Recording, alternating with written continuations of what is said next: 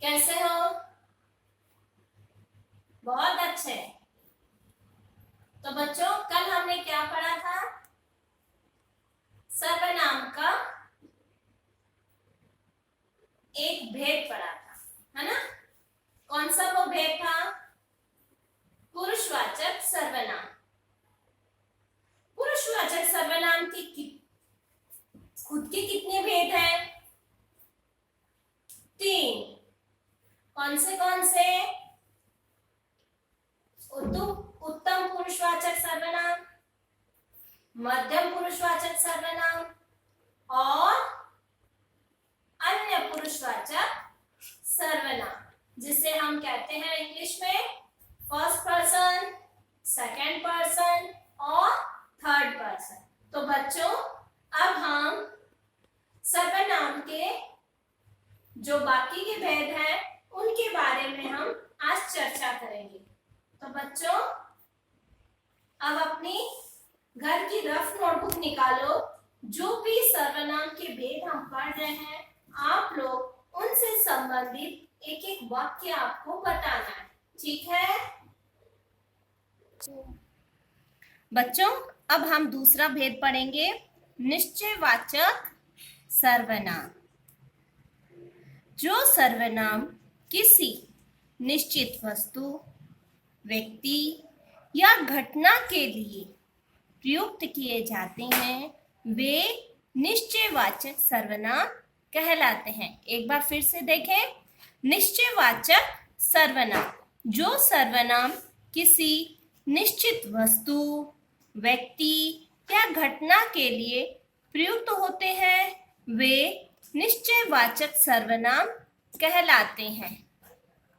जैसे, वह मेरा भाई है, यह एक किताब है। ये क्या हो गया? निश्चयवाचक सर्वनाम। अब बच्चों, तीसरा है अनिश्चयवाचक सर्वनाम। जो सर्वनाम किसी अनिश्चित वस्तु, अनिश्चित व्यक्ति या फिर अनिश्चित घटना के लिए प्रयुक्त किए जाते हैं, वे अनिश्चित सर्वनाम कहलाते हैं। जैसे, कोई आ रहा है। अब कौन आ रहा है नाम नहीं पता, लेकिन कोई आ रहा है। अब इसका तीसरा भेद है प्रश्नवाचक सर्वनाम। जिस सर्वनाम का प्रयोग प्रश्न करने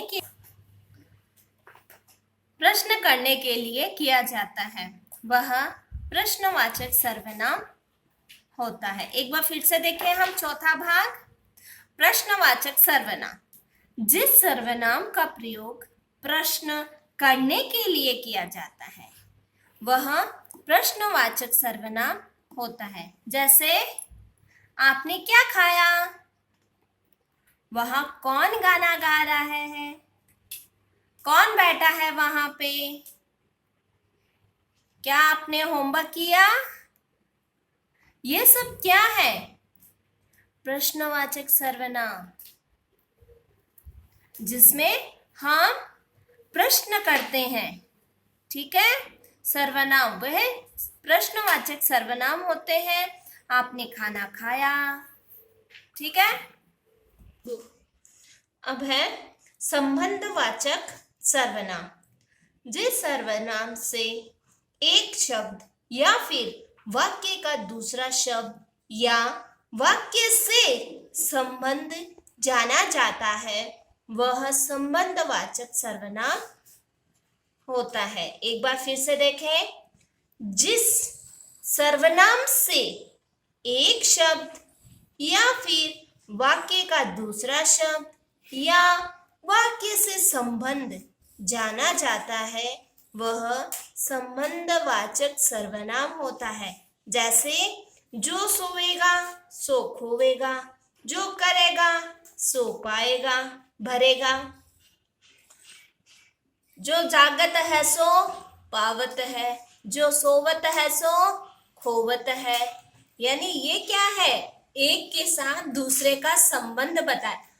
पढ़ोगे तो विद्वान होगे, नहीं पढ़ोगे तो मूर्ख बन जाओगे। यानी कि हर वाक्य एक दूसरे से संबंध रखता है, एक के बाद दूसरा उसका संबंध दिखाई देना ही क्या है, संबंधवाचक सर्वनाम। अब है निजवाचक सर्वनाम। निज यानी जो काम हमारे द्वारा किया गया हो या आपके द्वारा किया गया हो, उसे क्या कहते हैं, निजवाचक सर्वनाम। निज यानी हम स्वयं या आप, हम सब, वो हो गया निज। तो निजवाचक सर्वनाम वक्ता या लेखक जिस सर्वनाम का प्रयोग वाक्य में अपने लिए करता है उसे निजवाचक सर्वनाम कहते हैं। तो बच्चों एक बार हम पुनः इसे दोहरा लें।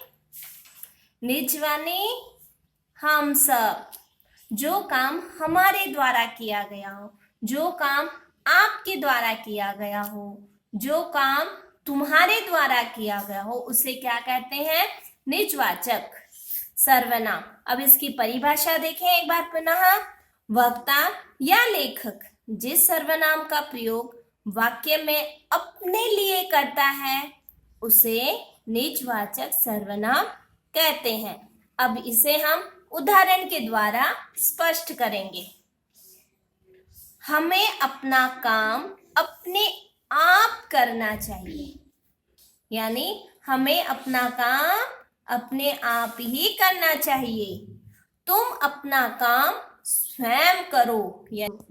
जैसा कि बच्चों हमने सर्वनाम के बाकी के भेद कौन कौन से थे, निश्चयवाचक सर्वनाम, अनिश्चयवाचक सर्वनाम, संबंधवाचक सर्वनाम, निजवाचक सर्वनाम, इन सब के बारे में हमने अभी पढ़ा। तो आपने सबने अपनी रफ नोटबुक में नोट कर लिया होगा।